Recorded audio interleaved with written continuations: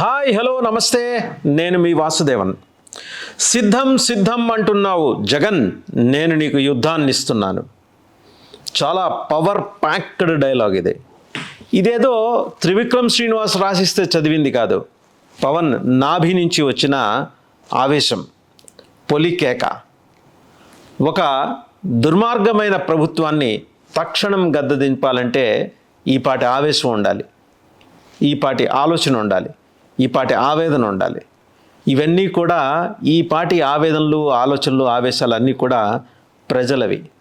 ఆయన ఏమన్నారు ఈరోజు తాడేపల్లిగూడెంలో జరిగిన సభలో, తెలుగు జన విజయకేతనం సభలో పవన్ కళ్యాణ్ మాట్లాడుతూ తీవ్ర స్థాయిలో జగన్మోహన్ రెడ్డి గారి మీద మండిపడ్డారు. నేను కూడా తెలుగు మీడియంలోనే చదువుకున్నాను, సంస్కారం ఉన్నందునే నీలా మాట్లాడలేకపోతున్నానని చాలా బలంగా బాణం విసిరారు జగన్మోహన్ రెడ్డి గారి మీద. ఓ సామాన్యుడు రాజకీయాలు చేస్తే తట్టుకోలేకపోతున్నారు, నిన్ను అధపాతాళానికి తొక్కేసే వామనుడి పాదం నేను. జగన్మోహన్ రెడ్డి గారు ఇక్కడ పవన్ కళ్యాణ్ గారు మీకు చెప్పాలనుకుంటున్నది ఏంటంటే, మీరు తరచూ పురాణ గాథల గురించి ప్రస్తావన చేస్తారు. రాక్షసులు అంటారు, దుష్ట చతుష్టయం అంటారు. బహుశా మీకు స్క్రిప్ట్లు ఇచ్చేవాళ్ళు ఆ నేపథ్యాల నుంచి వచ్చారేమో, బహుశా అందుకని మీరు అలా మాట్లాడుతున్నారేమో అని అందరూ అనుకుంటూ వచ్చారు. అంటే మీరు ఆచరించే ధర్మానికి భిన్నమైన ధర్మంలోంచి మీరు నీతి వాక్యాలు, భర్తృహరి సుభాషితాలు చెబుతున్నారు కదా. పవన్ కళ్యాణ్ తాను ఆచరించే ధర్మంలోంచి ఒక మాట చెప్పుకొచ్చారు. అధపాతాళానికి తొక్కేసే వామనుడి పాదం నేను. వామనుడి కథ తెలుసు కదా మీకు. ఎవరికైనా పుట్టెడు కష్టాలు వస్తే ఒక్కసారి వామన అవతారం గురించి చదువుకోమంటారు, ఆ అవతార కథ చదువుకోమంటారు. ఇంత చిన్న బుడతడు వస్తాడు, వచ్చి బలిచక్రవర్తి దగ్గరికి 3 అడుగుల నేల ఇవ్వు అని. అయ్యా నువ్వు 3 అడుగుల నేల అడుగుతున్నావు స్వామి, చిన్న అప్పుడే ఉపనయనం చేయించుకున్న బ్రాహ్మడు అనమాట. వచ్చి ఆ బాలుడు వచ్చి అడిగితే, నీకు అడిగితే రాజ్యం ఇస్తాను కదా అంటాడు బలిచక్రవర్తి. అక్కర్లా, నాకు 3 అడుగులే చాలంటాడు ఆయన. ఈ విషయం తెలుసు శుక్రాచార్యుడికి. వెళ్ళి బలిచక్రవర్తి చెవిలో ఊదేస్తాడు. వచ్చినవాడు సామాన్యుడు కాదు, విష్ణుమూర్తి. వాడు అసలు అసుర హంతకుడు, మన పాలిటి శత్రువు. వాడొచ్చి నిన్ను అడిగితే నిన్నేదో చేయడానికి వచ్చాడు, నువ్వేం ఒప్పుకోమాకు వాడికి వరాలని. ఇంటికి వచ్చి అడుగుతుంటే నా రాజ్యానికి వచ్చి నేను ఎందుకు ఇవ్వను, సమస్య లేదు నేను ఇస్తాను. సాక్షాత్తు విష్ణుమూర్తి అంటున్నావు కదా గురువర్య, అంతటి వాడొచ్చి చెయ్యి చాచి ఇలా అడుగుతున్నాడు, నేను ఇస్తాను. నా చెయ్యి పైన ఉంటుంది, ఆయన చెయ్యి కింద ఉంటుంది, ఏది అడిగితే అది ఇస్తాను.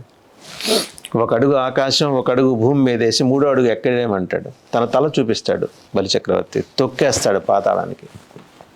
ఇప్పుడు పవన్ కళ్యాణ్ చేయబోతోంది అదే. ఎవరిని తొక్కేస్తున్నాడు, తొక్కేయాలనుకుంటున్నాడు, తొక్కేయడానికి ప్లాట్ఫామ్ సిద్ధం చేసుకున్నాడు. అహంకారంతో వ్యవహరిస్తున్న ప్రభుత్వాన్ని, పాలకపక్షాన్ని, మొత్తంగా పాలకపక్షపు దుర్మార్గపు ఆలోచన విధానాన్ని తొక్కేయాలని చూస్తున్నాడు. పవన్ కళ్యాణ్ వ్యక్తుల్ని టార్గెట్ చేయడు, వ్యవస్థలో జరుగుతున్న లోపాల మీద కథం తొక్కుతాడు. మదంతో కొట్టుకుంటున్నారు చూసారా, ఆ మదంతో కొట్టుకుంటున్న వాళ్ళ మీద ఖచ్చితంగా యుద్ధం ప్రకటిస్తాడు. ఇప్పుడు ఆయన ప్రకటించింది యుద్ధం అదే. ఏమన్నాడు, చాలా స్పష్టంగా చెప్పాడు. జగన్, మీ కోటలు బద్దలు కొడతాం, సిద్ధం సిద్ధం అంటున్నావు, కానీ నీకు నేను యుద్ధాన్ని ఇస్తున్నాను. 5 రెడ్ల కోసం 5 కోట్ల మంది ప్రజలు తిప్పలు పడుతున్నారు. వైసీపీ గూండాయిజానికి కార్యకర్తలు భయపడద్దు. మా సభలు, నాయకులపై వైసీపీ గుండాలు దాడులు చేస్తే ఊరుకునేది లేదు, ప్రశ్నించే వారిపై వైసీపీ దాడులు చేస్తుంది. పవన్ కళ్యాణ్ చాలా స్ట్రాంగ్గా కామెంట్స్ చేశారు. బహుశా ఇంత తీవ్ర స్థాయిలో మందుగుండు కూరి మరీ మాటల తూటాలు పీల్చారంటే పవన్ కళ్యాణ్ లోపల ఎంత కసి ఉంది, ఎంత వేదన ఉంది, ఎంత ఆవేదన ఉంది. ఇదంతా ఆయన ఒక్కడిది కాదు, సామాన్య జనానిది, ఆమ్ ఆద్మీది. చాలా కీలకమైన వ్యాఖ్యలు కూడా చేశారు ఆయన. నాతో నడిచే వాళ్ళే నా వాళ్ళు, ఓడినప్పుడు మీతోనే ఉన్నా, గెలిచినా మీతోనే ఉంటాను. పవన్తో స్నేహం అంటే చచ్చేదాకా, వైరం అంటే అవతలవాడు చచ్చేదాకా. సలహాలు ఇచ్చేవాళ్ళు కాదు, పోరాడేవాళ్ళు కావాలి. శక్తి సామర్థ్యాలు చూసుకొనే 24 అసెంబ్లీ 3 పార్లమెంటు స్థానాలకు ఒప్పుకున్నాం. జనసేన టీడీపీ సహకారంతోనే ప్రజలకు భవిష్యత్తు ఉంటుంది. ప్రజాస్వామ్య పరిరక్షణ కోసమే పొత్తులు పెట్టుకున్నాం. టీడీపీ జనసేన సహకరించుకుంటేనే ప్రజలకు భవిష్యత్తు ఉంటుంది. ఒక్కడినే అంటున్న జగన్ మా ఒక్క ఎమ్మెల్యేని ఎలా లాక్కున్నారు? ఓ నగరాన్ని నిర్మించిన వ్యక్తి చంద్రబాబు. ఆయన అనుభవం రాష్ట్రానికి అవసరం. ఇదండి పవన్ కళ్యాణ్ చాలా ఉద్వేగంగా చేసిన ప్రసంగంలోని క్రక్స్. రాష్ట్ర ప్రజలకు మంచి భవిష్యత్తు ఇవ్వాలనేదే తమ ఉద్దేశం అన్న పవన్ కళ్యాణ్ 25 కిలోల బియ్యం ఇచ్చేందుకు కాదన్నారు. జస్ట్ 25 kgs ఆఫ్ రైస్ ఇచ్చేసి అలా దులుపుకునే తత్వం కాదు, భవిష్యత్తు ఇస్తానని ఆయన వాగ్దానం చేశారు. జనం భవిష్యత్తు కోసమే రోడ్లపైకి వచ్చినట్టు చెప్పారు. ఏపీలో రోడ్ల పరిస్థితి అధ్వానంగా మారిందని, ఆ రోడ్లపై వెళ్ళాలంటే రోజులు గడిచిపోయే పరిస్థితి వచ్చిందని మండిపడ్డారు. రాష్ట్రంలో అన్ని వ్యవస్థలు వర్గాలను జగన్ మోసం చేశారన్న పవన్ 2024లో ఈ ఉమ్మడి కూటమి విజయానికి ఈ జెండా సభనే సాక్ష్యంగా నిలుస్తుందని ఒక విశ్వాసం గుండెల నిండా వ్యక్తం చేశారు. సో ఎంత పవర్ఫుల్ కామెంట్స్ అండి. ఒక్కసారి మనం చూద్దాం. సిద్ధం అంటే యుద్ధాన్ని ఇస్తానంటే ఇది ఎవరో రాసిస్తే చదివింది కాదండి, ఆయన ఫీల్ అయ్యి మాట్లాడింది. రైట్, బాగా ఆలోచించే ఏమన్నారు, శక్తి సామర్థ్యాలు చూసుకునే 24 అసెంబ్లీ 3 పార్లమెంట్ స్థానాలకు ఒప్పుకున్నాం. అండ్ ఓడినప్పుడు మీతో ఉన్నా, గెలిచినప్పుడు మీతోనే ఉంటా. నాతో స్నేహం అంటే చచ్చేదాకా, వైరం అంటే అవతలవాడు చచ్చేదాకా. చాలా strong and subtle message he has conveyed to his cadres and leaders.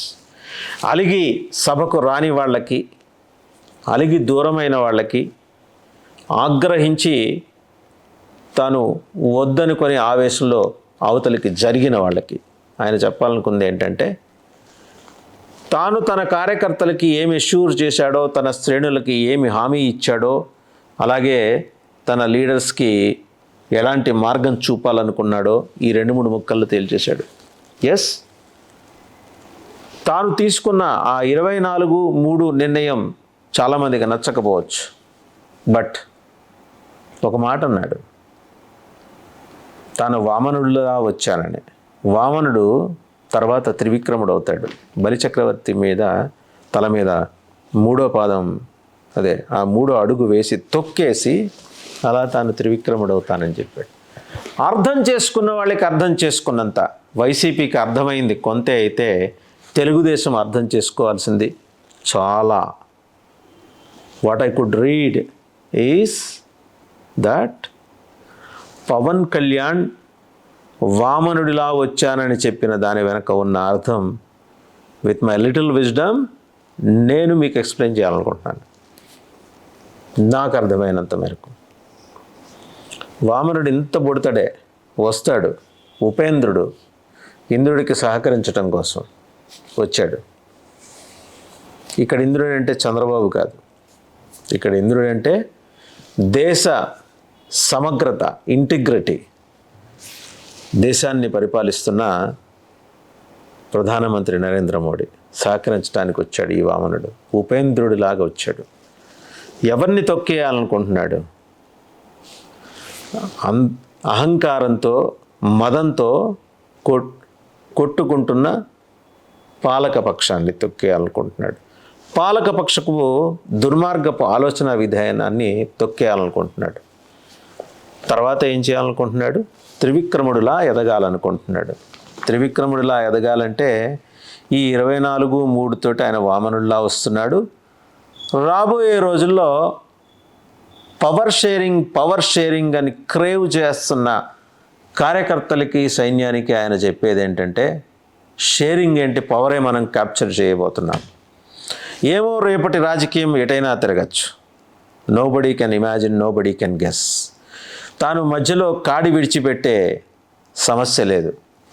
Clarity ఉంది, విజను ఉంది. ఎస్, క్వశ్చన్ చేయొచ్చు. తెలుగుదేశం పార్టీ అధ్యక్షుడు చంద్రబాబు నాయుడు తోటి స్నేహం చేయాల్సిన అవసరం ఏంటని చాలామందికి వచ్చిన సందేహమే నాకు కూడా వచ్చింది. బట్ ఆయన పవన్ కళ్యాణ్ అవసరానికి మించి అవతలికి వెళ్ళి ఆలోచించారు. ఒక్కసారి ఆలోచించండి.